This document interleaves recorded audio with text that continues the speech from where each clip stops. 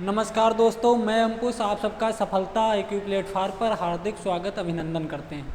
जैसा कि आप सब लोग देख रहे होंगे, हमारे पीछे एक थंबनेल लगा हुआ है RO PCS को लेकर जो महाधरना चल रहा है, इसी के बारे में बात करेंगे। बात करने से पहले चेहरे पर मायूसी आ जाना स्वाभाविक होता है, क्योंकि एक जो छात्र जो अपनी पूरी लगन के साथ मेहनत करता है, अपने घर वालों की एक उम्मीद है, जो उस उम्मीद को इस तरह सड़कों पर ढकेलते हुए देखो तो आंखों में आंसू आ जाना, उदासी आ जाना एक स्वाभाविक होता है।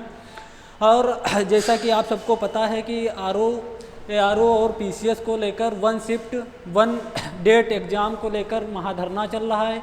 इस महाधरने के पीछे का क्या मतलब है, क्या नहीं है, ये तो सब लोग आप लोग जान रहे होंगे, पर मानवता के नाते आप लोग ये बस सोचने की कोशिश करिए कि जिस प्रकार से उत्तर प्रदेश में हमारे जो विद्यार्थी हैं, हम सबके हमारे जो भाई हैं, उनकी जो दशा है, जिस प्रकार से दशा हो गई है, वो वाकई में दयनीय है। देखने मतलब क्या कहा जा सकता है, हमारे अंदर तो बहुत ज़्यादा भावुकताएँ आ रही हैं।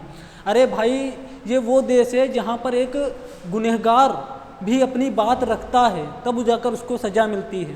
पर जो हमारा युवा है, जो हमारे देश की शक्ति है, हमारे देश के मजबूत स्तंभ है, वो युवा जब इस प्रकार से सड़कों पर धरना करता है तो वास्तव में हृदय थोड़ा चिंतित होता है।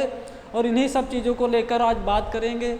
और जैसा कि आप सबको पता है कि ARO PCS को लेकर जो हमारे युवा वर्ग की जो कंपटीशन में इनके प्रत्याशी वर्ग हैं, उनकी जो मांग चल रही है, उनकी मांग को लेकर लगभग 55+ घंटे से ज़्यादा आंदोलन चल रहा है। बहुत बड़े लेवल पर आंदोलन चल रहा है और छात्रों की दुर्गति आप लोग देख रहे होंगे किस प्रकार से हो रही है। 55 घंटे से बहुत ऐसे भी वहाँ पर हमारे साथी हैं जो लगातार धरने में अपनी भूमिका निभा रहे हैं, बिना कुछ खाए पिए, बिना कुछ मतलब घर वाले क्या हैं क्या नहीं है, बहुत सपने चूर चूर कर हो रहे हैं बिल्कुल। और तो बस हम यही कहना चाहेंगे कि भाई सुनो, कम से कम उनकी बात सुनो, क्या कहना चाह रहे हैं एक बार सुन तो लो, कम से कम सुन लो मेरे भाई, सुन लो। प्रशासन से भी हाथ जोड़ कर रिक्वेस्ट है कि उनकी बात को सुनो, क्या सही है क्या नहीं, कम से कम एक बार आओ, उनकी बात को सुनो, उनको महसूस तो हो कि हाँ हमारी कोई सुनने वाला भी तो है। और ये वो देश है भाई, भारत देश है, यहाँ पर एक बहुत भयंकर गुनहगार की भी बात सुनी जाती है, तब जाकर उसको सज़ा दी जाती है। और हम लोग तो स्टूडेंट हैं भाई, स्टूडेंट हैं, संघर्ष कर रहे हैं अपने भविष्य को लेकर, अपने मम्मी पापा की उम्मीदों को लेकर, अपने अपनों की उम्मीदों को लेकर संघर्ष कर रहे हैं। और संघर्ष करने के द्वारा अगर हमें कोई प्रक्रिया सही नहीं लग रही, हम उसका विरोध कर रहे हैं। मान लीजिए हम विरोध कर रहे हैं, विरोध कोई प्रक्रिया सही नहीं है एग्ज़ाम पैटर्न को लेकर या किसी भी मुद्दे को, तो एक बार सुनो उसकी बात को, हम लोगों की बात सुनो कम से कम। भाई बात कहने का तो हक है, उस हक को तो कम से कम ना मारो। इसीलिए हमारी हाथ जोड़कर प्रशासन से विनती है, बहुत विनती, एक दास होने के नाते विनती है, आप आइए, कम से कम जो हमारे भाई, जो हमारे युवा शक्ति सड़क पर है, उसकी बात सुने, फिर आप विचार कीजिए, जो फैसला होगा। हम लोग ऐसा नहीं, कोई आतंकवादी नहीं है, आप लोगों की बात समझेंगे, हम लोगों में इतनी मैच्योरिटी होती है कि बात समझेंगे भाई। पर आप लोग हमको भी तो समझने की कोशिश करो, किस प्रकार से दुर्गति बना रखी है, प्रयागराज में क्या दुर्दशा हो रही है। इन सब चीज़ों को देखकर हृदय बिल्कुल दुखित हो जाता है।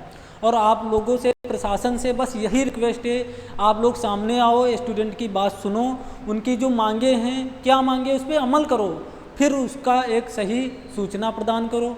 उसके हिसाब से आंदोलन जारी है अभी, बाकी आंदोलन जारी रहेगा जब तक 1 शिफ्ट 1 डेट एग्ज़ाम की जो बात हमारे युवा शक्ति रखे हैं, जब तक पूरी नहीं होगी आंदोलन होगा।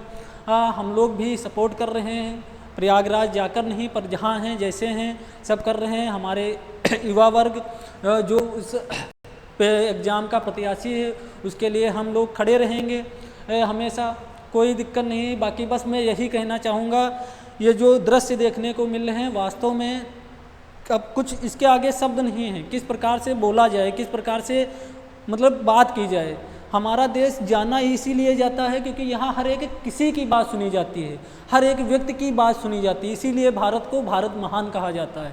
इसीलिए उत्तर प्रदेश एक उसमें श्रेष्ठ प्रदेश के रूप में है, क्योंकि यहाँ पर रूल ही है, कोई भी हो कैसा भी हो, भले वो अपराधी हो, गुनहगार हो, कुछ भी हो, पर एक बार उसकी बात सुनी जाती है। पर हमारे देश में आज उत्तर प्रदेश में खासकर ऐसी दुर्गति मच गई है कि हमारे स्टूडेंट जो वहाँ युवा शक्ति हैं उनकी बात सुनने तक कोई तैयार नहीं है।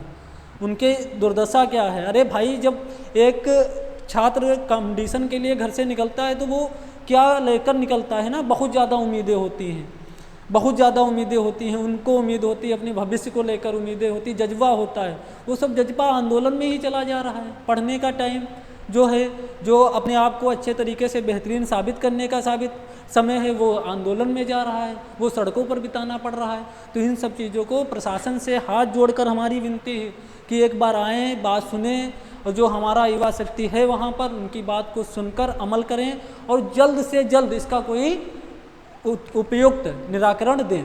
यही विनती, और बस मैं यही कहना चाहूँगा कि जो हमारी उम्मीदें हैं वो सड़कों पर बैठी हुई हैं, जो हमारी उम्मीदें हैं सड़कों पर बैठी हुई हैं। प्रशासन महलों में राज कर रहा है। सुना है बेरोजगारों की भीड़ से एक आवाज़ आ रही है, कोई हमारा सुन नहीं रहा, कोई हमारी सुन नहीं रहा, कोई हमारी सुन नहीं रहा है। बस यही अपील है कि आप जल्द से जल्द इस धरने के निराकरण के लिए उनकी बात सुने। जो कुछ भी हो हम लोग मानने के लिए तैयार हैं, पर एक बार आइए, बात कीजिए, जो कुछ भी है आप निर्णय दीजिए। थैंक यू, धन्यवाद।